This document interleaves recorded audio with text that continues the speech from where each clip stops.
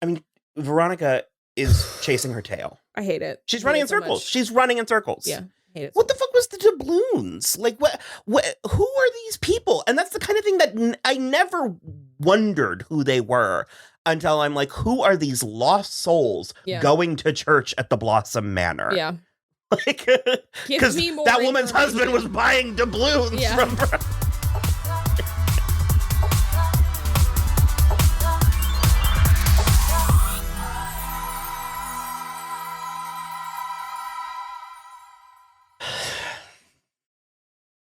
Hello, everybody. I'm Will. And I'm Kristen. This is So I'm Watching Riverdale, Season 5, Episode 15. What was it called? Episode 16, Chapter 92, Band of Brothers. Well, I wanted to start off by apologizing because, like, I think I went a little hard last week on last week's episode. Were you critical? A little bit. Okay. I was very sort of like, well, what does any of this for? I said, I was like, I liked everything that happened. Yeah. I just wish it didn't happen in one episode. Sure. Like, I thought it was great. The Josie and the Pussycat stuff. Yeah. Mm-hmm. Well, actually, before we get started. Oh, yes. Must make an offering to the Queen of the Bees.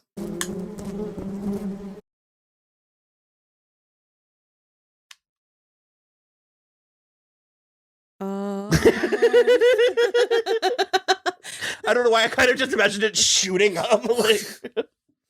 So, weirdly prophetic candle. Yeah. That Rachel got me for Christmas a couple years ago. This is as entertaining as the episode. I'm trying to decide. No, I'm trying to decide on my angle. This episode was entertaining. That being said, I'm going to rip my hair out. We don't have to go there first if you want to get other stuff out of the way. So I think my time with Riverdale might be winding to a close.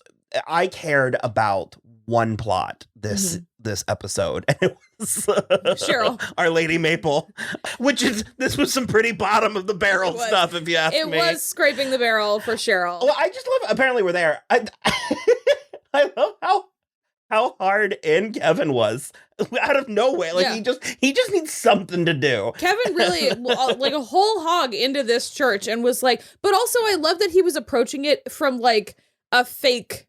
He was like, we're going to fake all these miracles. And then he was like, it'll be great. It's going to be so fun. And she was like, no, I am Queen of the Bees. So that's I don't know if it's the same person, but we've gotten a couple comments. I look at the comments and sometimes I can't tell like what's happening, but I guess this is known. We are going this direction.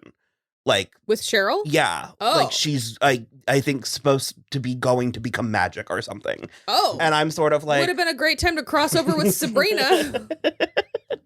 Am I wrong?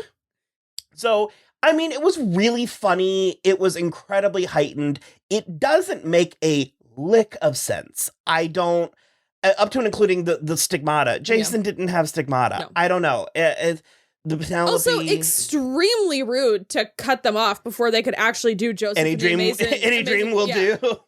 He was wearing a coat and everything. Coat of many colors. It was red and yellow and green and orange and scarlet and black and ochre and pink. Ruby and olive and violet and fawn, lilac and gold and chocolate and blue.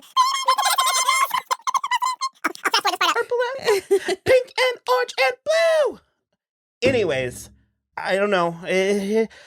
So, okay, I was saying to your husband before you had come in, but I was like, all of our characters are sprinting in opposite directions, and it's frustrating because therefore we have to be deciding, it's taking on faith that we care about each of these plots. Yeah. And some of them, I can tell that it's just going through the motions. There is nothing interesting about what Veronica is doing. We're not invested in Chad. We don't care. No. We're not invested in Hiram. No. We don't care.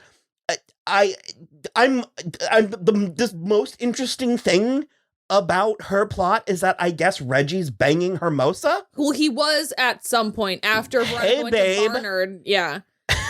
Okay, the thing for me with Veronica is the thing that remains my thing with Veronica, which is why the fuck are you telling people your plans? Because then they obviously are going to double cross you, and then you have to double cross them, but then they're going to triple cross you, and then Hiram's going to blow up the mine next week. Like 3 separate times in this episode. She was like, rip my hair out. You've just given me an idea. And she calls the person to tell them what she's going to do.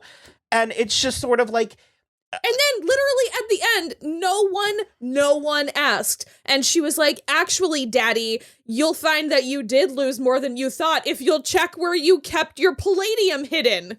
She should have literally just written him an engraved invitation that said, I stole your palladium, sincerely, Veronica. And also, here's my schedule. I'll be like, I'll be here on this day. Like, I don't know. The copter cab was so stupid. It was catering to the 1% who don't already have helicopters for Marshall's Day. And also the other thing that the 1% famously love is public transport. Like, I don't know. And the thing is, with Riverdale, I usually love the ridiculous elements. I usually love the absurd elements, but that's when they're serving a purpose. Yeah. And this was too many. It was too hard for me to devote actual brain space to Copter Cab. Yeah. When I was meanwhile like having to focus on Cheryl doing, like, I don't know, it was too much crazy in too many different places. That's the other thing too, is that their storylines were so crazy. And like Betty's storyline, while a little bonkers, is grounded in a dark reality. So I actually, Betty and Tabitha is the other thing that I'm even remotely 100%. Interested in.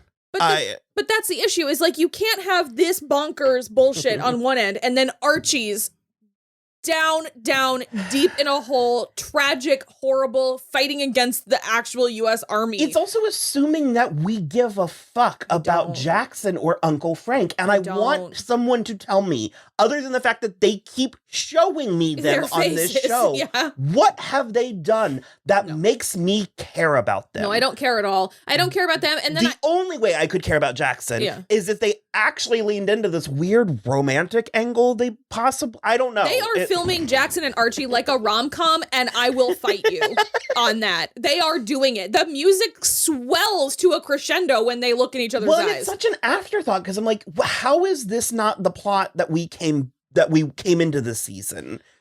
Because it took until 2 episodes ago for us to start dealing with this PTSD. Before that, he was a perfectly well-adjusted ROTC instructor.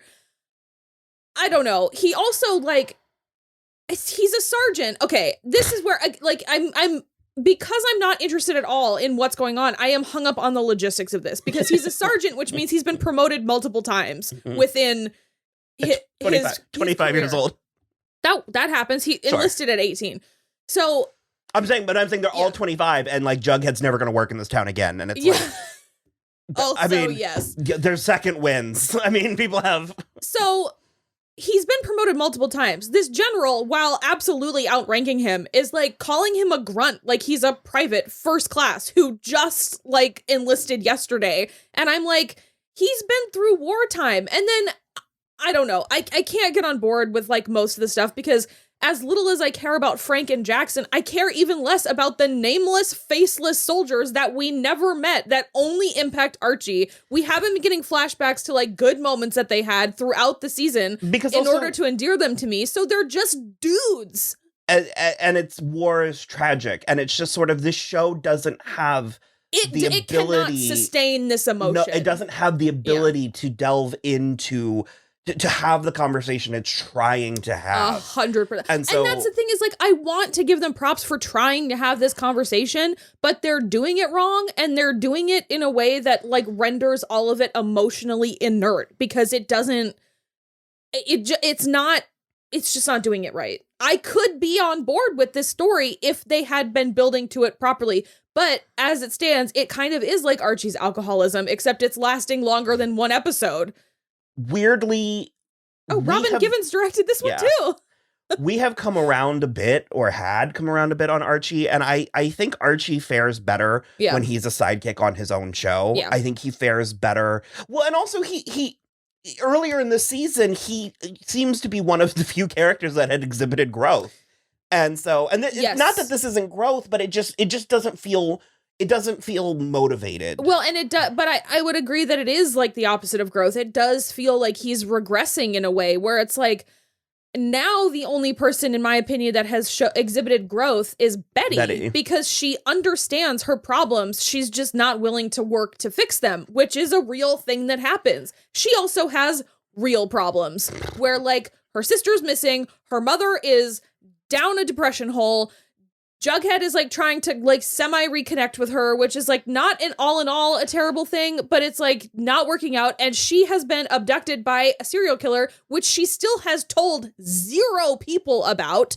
So nobody in Riverdale knows. This is on top of, are you talking about the trash bag killer? Okay, so you're not talking about 2 weeks ago. No. Okay. Because she abducted him. Sure. She abducted him back.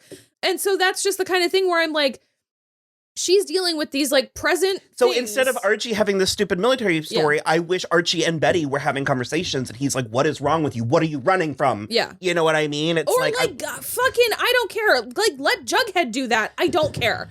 Someone needs to talk to Betty and make sure she's okay. And Jughead was about to, but then he got the call from his agent, who also is a fucking caricature. It was it was from the Spider-Man cartoon in the 90s. Yeah. Like I understand the references. I understand the like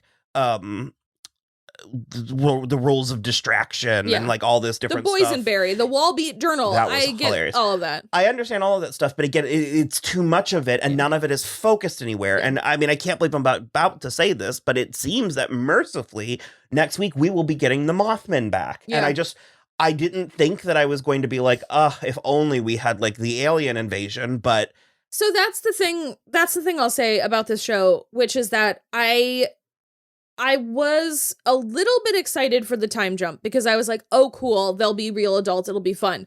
But I am now longing for the high school days when they were forced to be in one building together at least some of the time. Because you're right. Because they were also pretending this is about the school still. No. Yeah, and Jughead was like with Principal Weatherby and he was like... Because there's a reality where that was the plot and they were introduced, like they were having connections with like students and stuff. Sure. And but Principal Weatherby placed Jughead on administrative leave. And I was like, is he actually... Are these people legitimate my favorite part is, employees of the school? Did we even see Weatherby's face? Like barely. Did we see, or they brought that man in to shoot over his shoulder for 15 seconds because we needed that filler. And I wish it felt like it was in service of a greater, because season 1 was who killed Jason Blossom. Yeah. And sure, we got like weird side things, but it's like, I just don't, what does the season finale of this season look like? Like, and that's we're at the point where it's just a setup for season 6.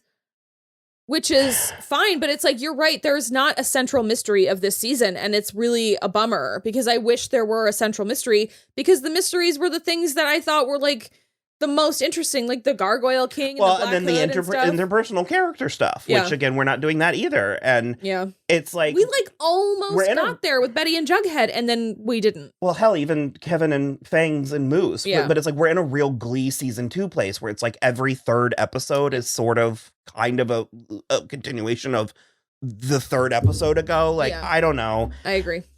Like I said, I typically like the show. I am typically an apologist, but this season so far for me has been way more misses than hits. Yeah, it's trying my patience for sure. I'm desperate for something else to happen, but I also think we only have like 3 episodes left until this season's over. So I just don't really know what we're doing at this point. At this point, I wanted to be Cheryl Blossom going full magic. Yeah. But I don't know. We'll see. Sorry. Yeah. For watching this. I don't love bagging on this show because I have really, and for the most part, enjoyed it for the last 5 years. But at the same time, I know what quality on this show looks like, and I'm also bored. This is not it for me. I can forgive so a much, multitude of sins. Boredom is not one of them. Yeah, agreed. Okay, well, we'll be back. Yeah. If we know one thing, we'll be back next week. We're finishing out this season for sure. Yeah. So definitely stick around. We'll definitely finish out this season, and then we will play season 6 by ear next year. We'll see. So, all right. All right. Follow. Donate. Thank you. Bye.